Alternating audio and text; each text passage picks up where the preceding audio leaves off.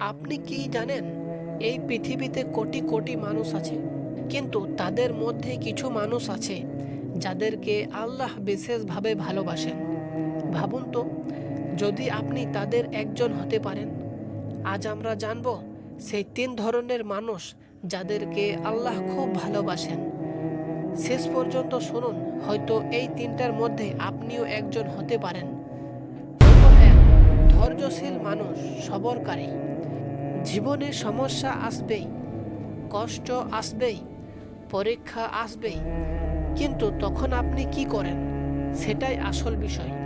কেউ কেউ রাগ করে, অভিযোগ করে, আল্লাহর ওপর হতাশ হয়ে যায়, কিন্তু যে মানুষ সবরের সাথে থাকে, চুপচাপ শোক করে না, বরং আল্লাহর ওপর ভরসা রেখে ধৈর্য ধরে, সেই মানুষকে আল্লাহ খুব ভালোবাসেন। কারণ সবর মানে শুধু অপেক্ষা না, সবর মানে বিশ্বাস আল্লাহ আমাকে দেখছেন এবং তিনি আমাকে কখনো একা ছেড়ে দেবেন না। আপনি যদি কষ্টের মধ্যেও থেকেও আল্লাহর দিকে ফিরে যান, তাহলে জেনে রাখুন আপনি আল্লাহর প্রিয়দের তালিকায় চলে যাচ্ছেন। নম্বর 2, তওবাকারী মানুষ। আমরা সবাই ভুল করি, গুনাহ করি, কেউ বড় কেউ ছোট, কিন্তু আসল প্রশ্ন, ভুল করার পর আপনি কি করেন? আপনি কি গুনাহ চালিয়ে যান, নাকি Peace আল্লাহর be কাছে ফিরে upon যান? you, and যে the মানুষ ভুল mercy of করার পর লজ্জিত হয়, কাঁদে, Allah. আল্লাহর কাছে ক্ষমা চায়, আল্লাহ তাকে ভালোবাসেন। হ্যাঁ, আপনি যতই বড় গুনাহ করুন, যদি সত্যি মন থেকে তওবা করেন, আল্লাহ আপনাকে ফিরিয়ে দেন। ভাবুন তো, এমন দয়ালু কে আছে? তাই কখনো ভাববেন না আমি অনেক খারাপ। না, আপনি যতবার ফিরে আসবেন, আল্লাহ ততবার আপনাকে গ্রহণ করবেন। নম্বর 3, যারা অন্যকে ভালোবাসে আল্লাহর জন্য। আজ আমরা অনেককেই ভালোবাসি, কিন্তু কেন? লাভের জন্য, স্বার্থের জন্য, নিজের প্রয়োজনের জন্য।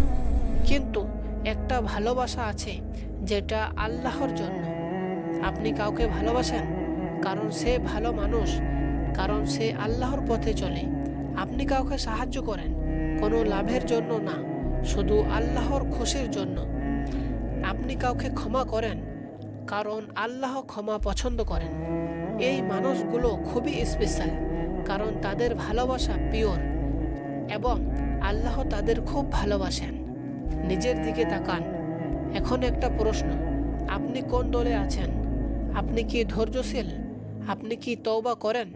আপনি কি আল্লাহর জন্য ভালোবাসেন? নাকি আমরা শুধু শুনি কিন্তু কিছুই করি না? জীবন খুব ছোট, আজ আমরা আছি, কাল থাকবো না, কিন্তু এই ছোট জীবনে যদি আমরা আল্লাহর প্রিয় হয়ে যেতে পারি, তাহলে এর চেয়ে বড় সাফল্য আর কিছুই নেই।